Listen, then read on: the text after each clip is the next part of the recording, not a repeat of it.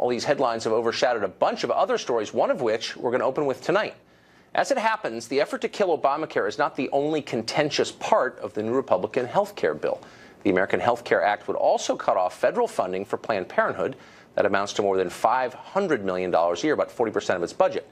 Planned Parenthood is the nation's largest abortion provider by far, so unsurprisingly, those who view abortion as the linchpin of human freedom are upset about it.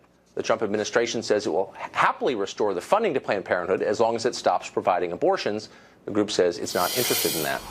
Jimu Green was a candidate in the recent race for DNC chair. She's also a former board member of Planned Parenthood Action Fund in New York City, and she joins us live tonight. Jimu, thanks for coming on. Thanks, Tucker. So the Planned Parenthood line is that abortions are just a small part of what Planned Parenthood does, all the vital services they provide, and that's why they need federal funding. The Trump administration is saying, okay, then just don't provide abortions and you get your $500 million a year of taxpayer money. Why wouldn't they do that? If it's just a small part of what they do and the rest is so important, why not just get rid of the abortions? Well, Tucker, I think we should start with being honest with your audience that there is no such thing as a federally funded abortion. There is a law that prohibits that from happening, and so that is certainly not something that Planned Parenthood supports as legislation, but they abide by it. Now, to your question since you moved off the topic, let me just ask you a question. If you didn't like the NRA's lobbying for the Second Amendment, but the U.S. government gave the NRA $500 million a year in taxpayer funding, and they said, well, it has nothing to do with our lobbying for the Second Amendment, it's just for something else that we do, gun safety, you would say correctly, money is fungible. Of course, it subsidizes the things that I don't like. And the same is true of Planned Parenthood. As you know, it's money. It's like liquid. It flows wherever it needs to go. You know where that money is flowing? It's flowing to cancer screenings. It's flowing to STD screenings and testing. Right. It's flowing to make sure that in places where healthcare providers are scarce and health professionals are scarce, Planned Parenthood is in many ways the #1 source of healthcare. Okay. And I heard you at the top of the segment say that this is Planned Parenthood's line. I would ask you to go to any woman in your life and see what her line is on Planned Parenthood, because there are 2.5 million women each year that are served by Planned Parenthood's health centers. Okay. This is not an issue of removing these funds and there will be another place for these women to go. It's proven that that's not the case. Okay, so I'm taking everything you say at face. I'm taking everything you say at face. Okay. Wait, let me stop and agree with you by saying I'm taking what you say at face value, whether or not it's true. I'm just going to stipulate that it's true. Why then won't Planned Parenthood just say, because what we do is so very important, we're the only healthcare provider, as you just said, in some places in this country, assuming that's true, but let's just say it is, why wouldn't you just get rid of the abortions? Why are abortions so important to Planned Parenthood? If the rest of what they do is more important, why not just give up the abortions? Everyone will be happy. They can continue to do cancer screenings. Why won't they do that? I don't understand. Tucker, abortions are a legal medical procedure. Well, that's not an answer, in this country. And that is something that you're going to have to just reckon with, because there's a lot of talk. I've heard you on your show, Tucker, say so many times, look, Donald Trump won and we need to stop litigating this election. Well, guess what?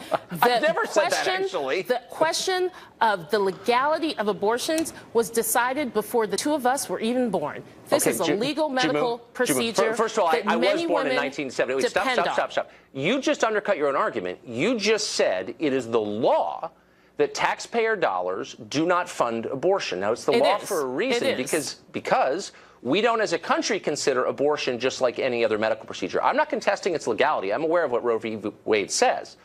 I'm merely asking you the same question for the third time, which is, if Planned Parenthood services are so vital, it's non-abortion related services, what is the attachment to abortion? Why doesn't Planned Parenthood just say, we do so many great things, we'll let other people provide the abortions, and if you're interested in supporting that, you can donate money to those groups. Why will they not let go?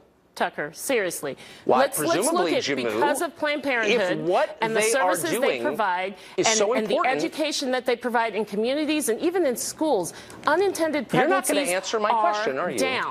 Are down. Why is it, answer this question, Tucker, why is it that you are so against big government on every issue except for when it comes to my uterus and my vagina. Can you imagine if the government was saying, let's legislate your penis? That is not ever going to be allowed by you or any of your male counterparts. And it is time that we get past this issue. That this is something. No, these are not talking points. The talking points. Look, can we get back to the issue of Planned Parenthood funding? And if you could just slow down the Jeremiah a bit. I ask you for that, and I'm going to give up after this. A fourth time, you're saying that Planned Parenthood does all these great things. The federal government is saying we'll continue to fund those great things. But we're really worried about the abortion part because, like, almost half the country thinks it's murder. It's not about genitalia. It's about a distinct human being. That's the view of a lot of Americans. 70% of Americans are pro-choice. And guess what? 50% of Donald Trump voters don't want Planned Parenthood to be defunded. And guess what? Abortion is also a critical legal medical procedure. Really? So let's talk about the domino effect. Wait, you take abortions away. You're not going to answer any of these questions. Okay, so then what? Because life is actually more complex than you want to talk about in this situation. So if you take abortions away, hold on, slow down. Why should people who think abortion is immoral, and there are a lot of them, it's not 30%, it's much higher than that actually, it's about 50%, but it's still more than 5%. Why should those people have to see their tax dollars subsidize it? That's the question. And you're basically answering with a religious answer. That's not and saying true, it has to do with the autonomy of the woman. Their tax dollars are not paying for abortions. What's the problem? You know what their tax dollars are paying for? They're paying for low-income women to be able to go into a health center in a community that has no other health center available to them within hundreds of miles so that they can get a breast cancer screening. Oh, really? A mammogram? How many mammograms do they get? STD screening. That they can get tested. And this is not only women. This is men. How many? Are they giving a lot of mammograms at Planned Parenthood? How many do you think last year they gave? I don't have that exact number. I don't think they did any, actually. I don't think they did any mammograms, did they? Tucker, or did they? It's a question for you. You were on the board of it, not me. Let's be honest. Do you not have the answer, Jimu? I'm trying to get the answer from you. Health centers in rural areas, in many communities where there are no other How many mammograms are they providing? You were on the board. Wait, so stop with the propaganda. I'm asking you a specific question. This is not propaganda. I'm trying to be honest with your audience. You're talking points to demean an organization that provides I'm trying to get a straight answer out of you. All right. I give up. Thanks, Jimu. I appreciate it. Get back to me on the mammogram question. I appreciate it. Well, building a wall doesn't seem to be a big priority in Congress. 2 nights ago, the Speaker of the House, Paul Ryan, didn't list paying for the wall as a priority until we mentioned it to him. Well, Washington dithers. Here's what's happening south of the border. In Los Cabos, the popular resort town, 6 murder victims have been found in the past 2 days alone. 3 of the victims had apparently been wrapped in plastic bags after being tortured. A man and a woman also found in that city shot to death near the airport. Elsewhere in Mexico, 87 people were arrested for alleged participation in a murderous kidnapping ring known as the Buckhands. What happens to these bad hombres? How do we keep them out of the United States? With hope, apparently. Meanwhile, in France, a giant construction conglomerate is being denounced by its own government for daring to bid on a contract that would supply building materials for the wall here in this country. The foreign minister of France warned that company that it should, quote, reflect upon what its interests are, because it has also, quote, social and environmental responsibilities. Coming from the government official for a nuclear armed power, that is ominous, to say the least. Well, comedian Samantha Bee attacked a cancer patient this week, calling him a Nazi. Up next, we'll talk to a writer who says her worst mistakes are actually being overlooked. And then President Obama has been... Minutes, Fox News headlines, 24/7, Channel 115.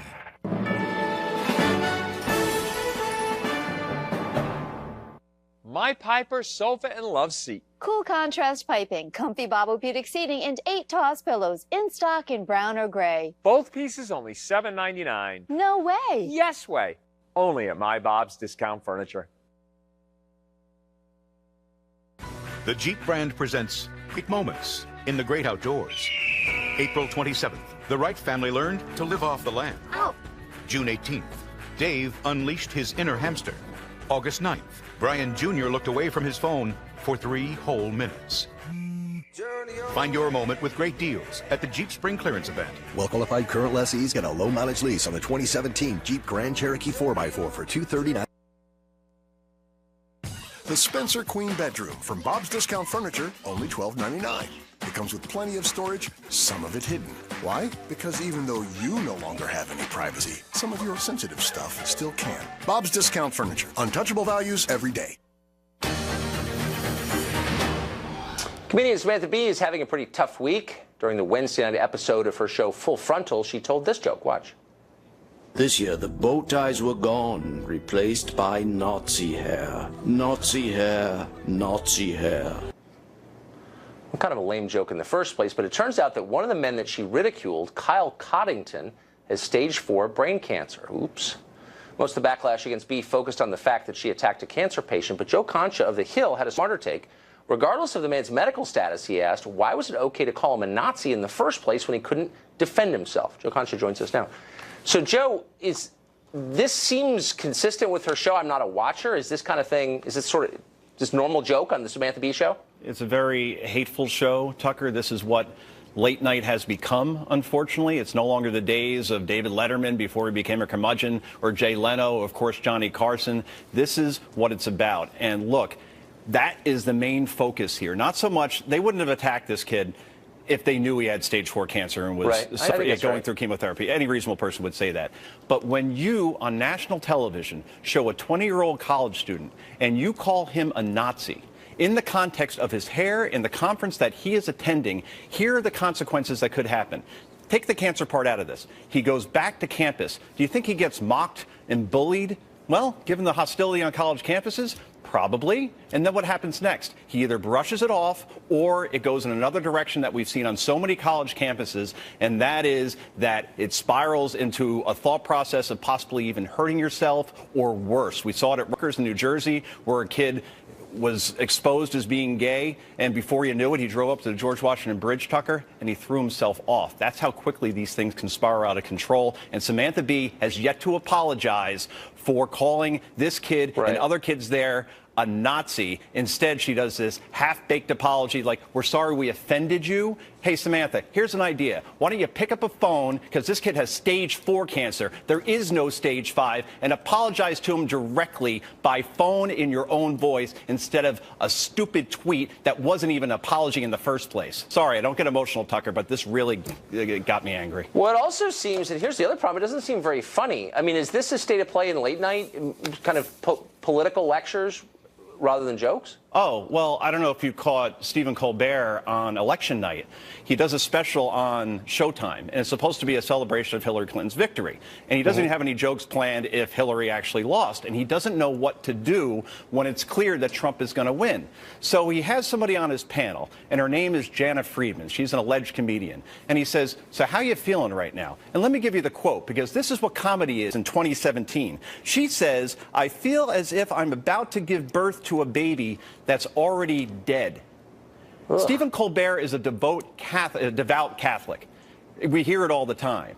And instead of him saying, you know what, I get that we're in a politically incorrect world. I get that even if you're pro-choice, you probably find that offensive. He doesn't say anything. Instead, he makes a joke. He says, hey, that's the kind of panel discussion you have on Showtime these days. So that's where we are in 2017, Tucker, where we call strangers Nazis without them defending themselves or having the ability to defend themselves. And if a president or a candidate wins the presidency, then we're comparing it to stillborn births.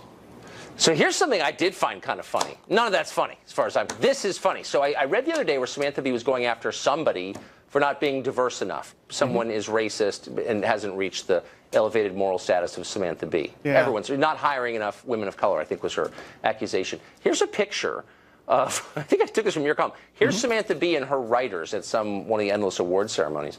Those are her writers. Doesn't seem like a very diverse group to me. Yeah. Where's the self-awareness here, Joe? She went after another cable network where he used to work at one time, MSNBC, and said that they don't have enough black women on the network. So, since I'm a journalist, I actually was curious, and I thought, well, gee, I wonder how many black women work for the Samantha Bee Full Frontal show. And I looked at all writing credits and directors and producers, and I found 33 people. Guess how many out of those are African-American women? I don't know, 25? One. So she's preaching about diversity and hiring more black women, and she's 1 for 33.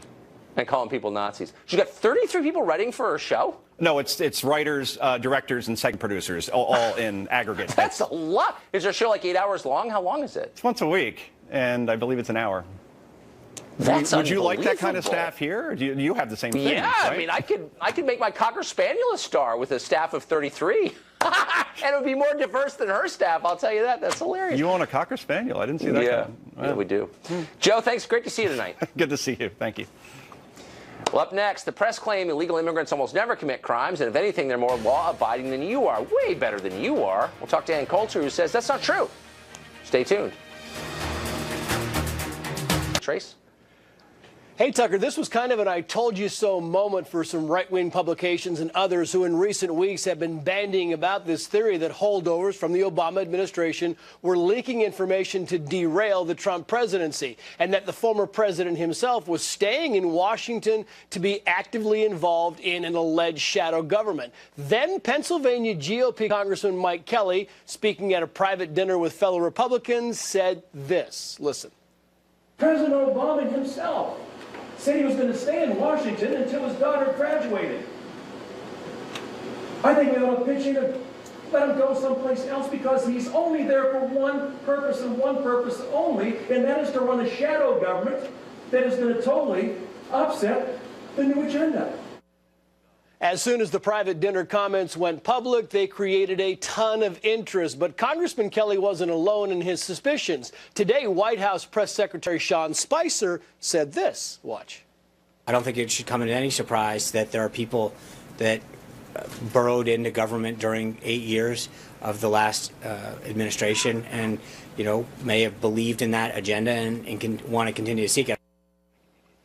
Though Congressman Kelly's office is now trying to walk his comments back a bit, saying, quote, it is worth clarifying that Representative Kelly does not believe that President Obama is personally operating a shadow government. He does believe it would be helpful to the new administration if the former president would personally call for an end to all leaks and obstruction by personnel from his administration. And we should note today Attorney General Jeff Sessions asked for the resignations of the 46 remaining Obama-appointed U.S. attorneys in order to ensure what the White House calls a, quote, uniform transition.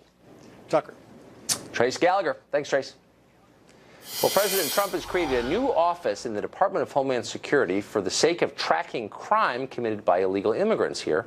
Well, today, White House Press Secretary Sean Spicer reiterated that halting illegal immigration is a top priority for the new president. Watch. He has made enforcing our nation's immigration laws a top priority, signing executive orders that start work on a southern border wall, that enhance the public safety of Americans through ordering the strong enforcement of immigration laws that are already on the books, halting funding to jurisdictions in the United States that don't comply with federal immigration rules, and directing the Department of Homeland Security to hire a combined 15,000 new officers and agents to support the system and protect the nation.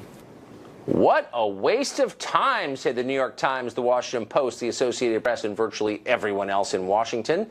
Illegal immigrants, they tell us, commit far fewer crimes than native-born Americans do. Ann Coulter is an author. She spent a lot of time researching this matter, and she says the Times, the Post, and the rest of the press are totally full of it. She joins us now. Ann, thanks for coming on. Thank you for having me. So you are routinely described as a provocateur, but at least on this subject, you're legitimately an expert. You wrote an entire book on this, and there was a lot of original reporting in it. I read it. A lot of other people did. They can vouch for that. So on this specific question, immigrant crime, the Times has told us again and again, that's not true. They commit less crimes. What is the fact? What are the numbers on this? I have all the numbers we have. There aren't very many, and I do think it's quite telling that it's always my side that wants the real numbers, and I hope we'll get them under Attorney General Sessions. I do think that is the entire reason for this hysteria. They absolutely want to take Sessions out because they want to keep this dump of the third world going on America. It's not just that, and there's a lot of evidence that immigrants do commit more crime. Otherwise, I don't think the left would be so hysterical about why are you deporting? Oh, if it's just a small crime. Well, right. I don't know. How many small crimes have you committed? And these are guests in our country, but it's also the kind of crimes they're committing. So, I mean, one thing that's been driving me crazy is hearing Paul Ryan. I mean, his specialty is we got to reform entitlements, and that means you Americans, you're going to have to wait longer to collect your Social Security and Medicare, and we're going to have to means test it. So maybe you've been paying in your whole life, but and it's true it is a Ponzi scheme, but I have another idea, and that is to stop bringing in immigrants whose specialty is committing crimes against our entitlements programs. I was trying to capture this for my book, Adios America. I mean, just start noticing whenever you see a headline. There was one last year, $1 billion stolen from Medicare in Florida. Look at the names and ask yourself, would I have seen these in a phone book in America, 20 years ago? Up in Michigan, it's very heavily Arab. Florida, heavily Hispanic. New York, well, all over. It's Arab, Russian. These aren't crimes we are used to. American criminals are dumb, which gives the police a little bit of an advantage, but they don't understand that in other cultures, it isn't just dumb people who are criminals. And there's a specialty in computer hacking and credit card stealing and ripping off government programs, which it's barely even considered a crime. But these numbers shouldn't be hard to get because people who are processed through the system, who are arrested, adjudicated, imprisoned, we ought to have numbers on where they're from, what their legal residency is, what their nationality is. Do we have those numbers? They must exist somewhere. No, they don't. No, it drove me crazy. That's how Adios America became Adios America. Immigration was going to be just one part of that book. I'd already drafted a few chapters for the book I originally was going to write, which I still think is a great idea for a book. Maybe I'll write it someday. And I got to the immigrant crime part because I thought, I mean, isn't that the most basic thing we should know about people we're bringing into our country, people who have no right to be here? Forget about, how much they're contributing to the system or how much they're taking out in welfare. Just how many are committing crimes, what kind of crimes, how much does that cost the country?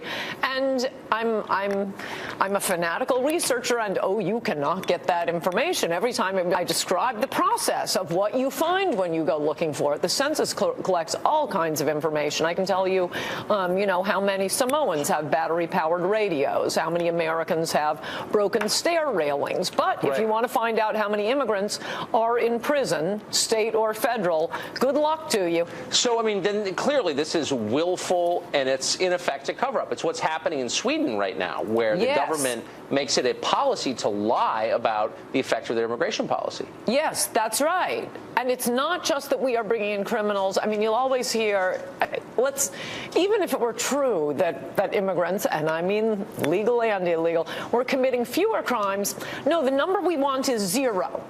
We want 0. It's not like we don't want the same number of criminals as the native population. It's crazy. As I've said, it's like, you have bad food in your refrigerator. You don't go out and get other bad food to bring in. No, you can pick any food you want. Get the fresh food. Well, that's us with immigration. Let's get only good immigrants who are smarter, make more money. We ought to be like the Patriots, recruiting players. Well, exactly. So the other stat that you often see batted down by the New York Times and others.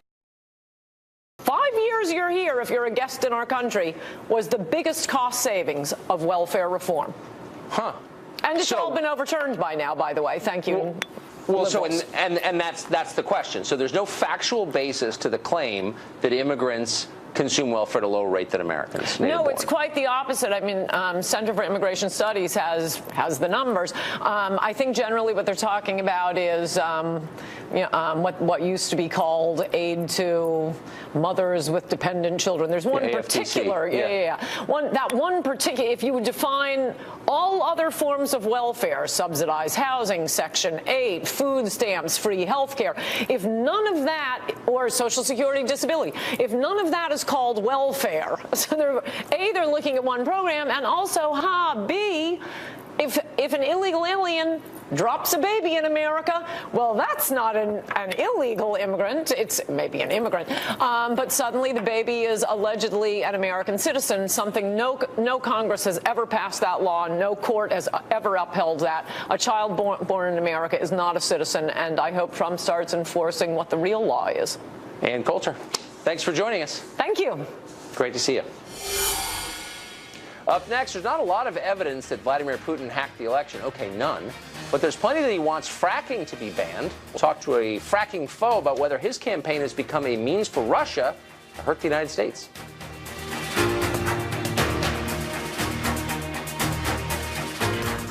The politicians, the reporters who cover them, the financiers who fund their campaigns, they're all from the same little world. And left out of that is the rest of the country. I'm asking questions that I think you would ask. I want Tucker Carlson Tonight to be a show that I would watch.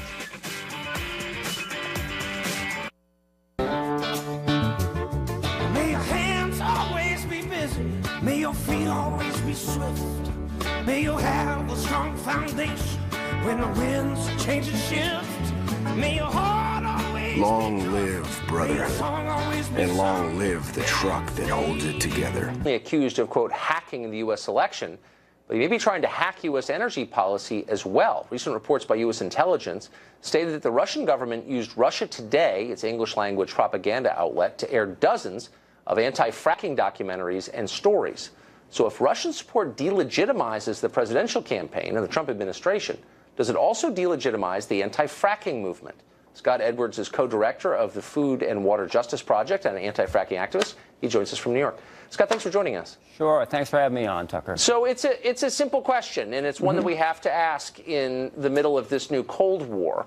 Sure. You apparently were the beneficiary of Russian propaganda. Have you or anyone at your organization had contact with Russian intelligence or members of the Russian government in the past several years? It's absolutely not. It's a ridiculous question. Of course we haven't. Why is it ridiculous?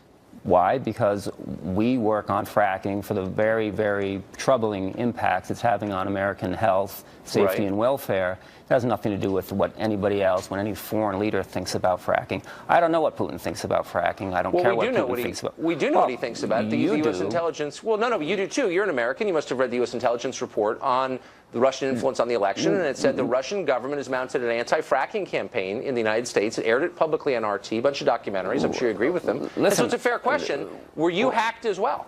Absolutely not. I don't follow what Putin thinks about fracking. If you want to know what Putin thinks about fracking, perhaps you should talk to Rex Tillerson. He and ExxonMobil signed an agreement with Russian energy companies back in 2012 to start fracking in Russia. So I have no doubt that once the sanctions are lifted, that there will be fracking in Russia, and perhaps then Putin will be a fan of fracking because he'll be making money off of it. We focus on fracking. It's not a political issue for us. It's not a partisan issue for us.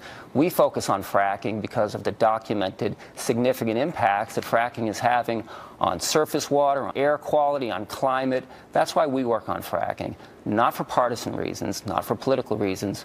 Putin's views on fracking are irrelevant to our efforts. Okay, that's a fair answer, and to be totally blunt with you, I was asking half in jest because it points up the ludicrous nature of the debate we're having on Russia right now. Your views happen to align with Vladimir Putin, so it doesn't delegitimize your views, to be totally honest with you. Right. And I think that not all of your views are crazy, but I also think that energy extraction is always a mixed blessing. I mean, it's never all good. There's always some risk.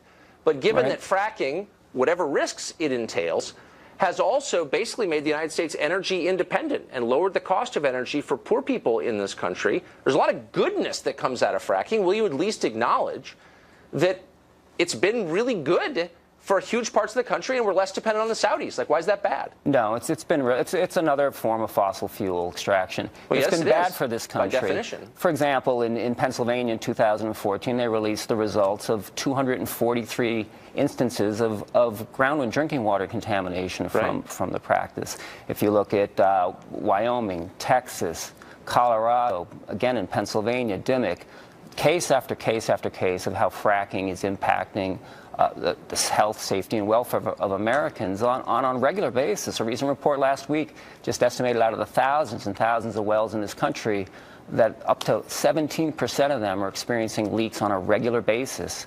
Okay, and I mean, look, and I'm willing to stipulate that that's true. I mean, I think you're likely overstating it, but there are risks. Why wouldn't there be? There's risk in everything. My only point to you is, do you see the other side? So fracking is taking place in some of the most economically depressed regions of the United States. There's no denying that the people living there where it's been legalized, have really benefited from. These places, there are no jobs in these places at all. Now, you live in New York City among rich people. Can you at least look out and say, yeah, there's been a real upside economically from fracking? Those people should be given jobs in renewable energy systems, not in fossil fuel extraction systems. I think that we could all agree, so and we should all agree, I think we should all agree that as a nation, as a world, as a planet, that we'd be better off if we were 100% renewable solar and wind as soon as possible, and we put aside our fossil fuel addiction. I think that's what we should be driving towards. I get it, but as you know, since you follow this, we're literally nowhere near anything like that. There's no way to store that energy, as you know. So, like, can we just be real for a second?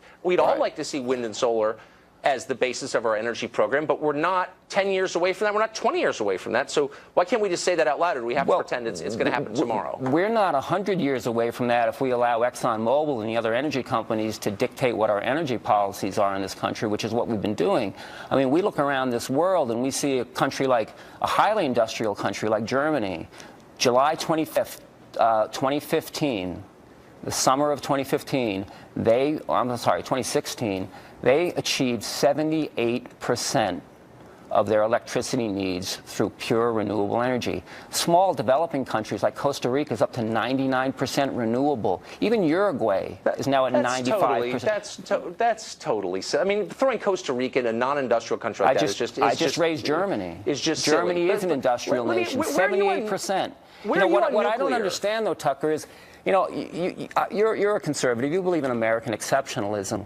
Why are we checking American exceptionalism at the door when it comes to renewable energy generation? No, I actually believe in asking straightforward questions and getting non-polemical answers. And I think you're smart enough to just give me a straight answer, but you're not. Here's one. Here's a simple one. Where are you on nuclear power? No one has died. We are against nuclear power. Why would you be? Why would you be? You know why? Because your donors are against it. There's no. No, it's not because our donors are against it. Then what's the reason? The reason against nuclear power is because nuclear waste is highly toxic and dangerous. We want to see renewables. Nukes are not renewable power. We want to see solar. We want to see wind. We want to see geothermal. There is a literally limitless supply of the energy that comes from nuclear power. So renewable doesn't play into it. There's a limited supply of energy coming from the sun. I would rather see sunlight providing our energy systems. But look, if you care about CO2 emissions, and presumably you do, absolutely. Nuclear power produces, let's see, none. It doesn't pollute if kept contained, and the amount of waste actually is negligible, and no one has ever died from it. So why would you be from a scientific perspective? No one's ever died from nuclear power in this country. I'm not aware of anyone who has. Right, and it's a matter of time before we have more nuclear accidents. It's been and like we have 50 nuclear years. waste buried out in. I'm sure, but why would we want to have radioactive waste as a byproduct of our energy system? Deep in a salt mine because it doesn't hurt anyone. When we can move to renewables. I mean, listen. I think what we can agree. I think that what the basis of our disagreement is how quickly can we get to renewables, and how can we create the drive and the motivation to get there as quickly as possible. I don't think that tomorrow we're going to wake up Saturday and have 100% renewables in this country. But if we go down the path that we're going, well, we have a goal. My organization has a goal that we believe that we can get to 100% renewable energy in our electricity generating sector by 2035 if we put our minds to it. Yeah. And there are lots of. In the meantime, do you use cars or airplanes or anything like that? And if you do, of course, we're not asking people to go back to the Stone Age and live in caves and write candles. Well, hold on. I'm saying not people. I mean you, who thinks that those things are destroying the planet. Why not opt out of them? Listen, we don't believe that consumers are the problem here. We're not blaming consumers. I'm asking about you, not consumers. You personally. I am a consumer. I am a consumer. Okay, but you also run this organization dedicated to getting rid of fossil fuels. So it's a fair question. We are dedicated to getting rid of fossil fuels and replacing it with new energy sources. Not asking people and not asking myself to go out without energy and without electricity. We understand that we live in a current situation in which we rely on cars, we rely on fossil fuels because that's how the system is now structured. We're not saying to get rid of that tomorrow and shut down our fossil fuel production tomorrow. We're saying that we need to transition as soon as possible for the betterment of this planet and for our children and grandchildren to 100% renewable. It's a simple message. Can I ask you one really last question? Sure. So you're worried about fracking. It runs through these pipes. It could contaminate groundwater. You live in New York City. There are countless sewer pipes and natural gas pipes commingled with water pipes. Are you worried about that? I mean, that seems like it'd be a real risk, having human waste flowing next to your drinking water. Right. That's why we also work on sewage treatment systems and Clean Water Act issues and lots of other issues. You still got to have sewage pipes, right? You still got to have sewage pipes.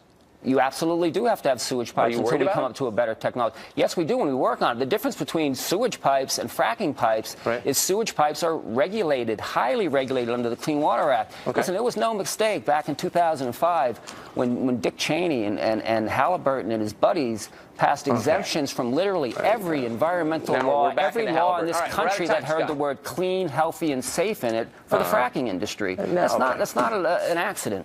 All right. Scott, thanks for joining us tonight. Sure. Appreciate it. Good night. Up next, a very brave professor went on Facebook and said refugees do not share the values of the West, and he doesn't want them in this country. The campus left flipped, but he's not apologizing. We'll talk to him next.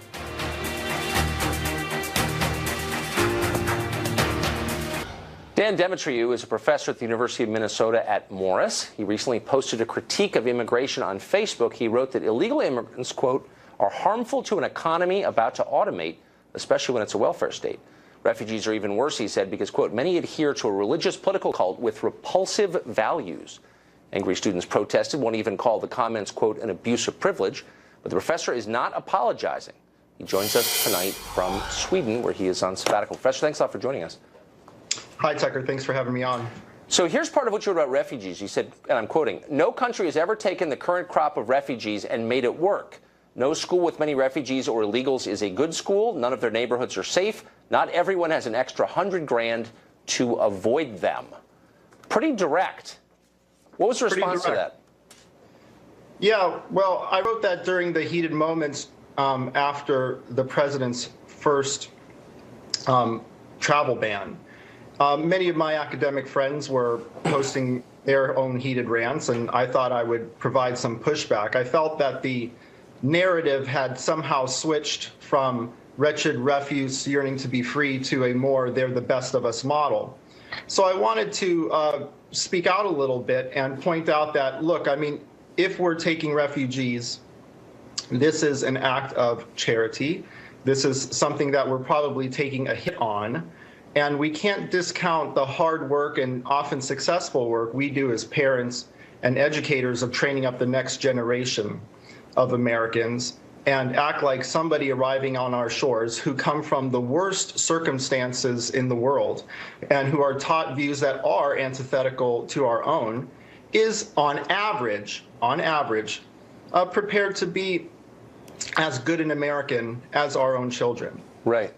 And so what, I mean, considering you work at a university, I assume that others took you up in the spirit of open-minded academic debate on the issue, or tell me the response. Yeah, no, I had about 2 or 3 days of very just vigorous but productive conversation on the issue on my Facebook post, on my Facebook page. I'm in Sweden, so I'm not talking to people personally.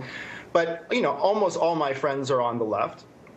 And I, you know, love them, and we have a great time.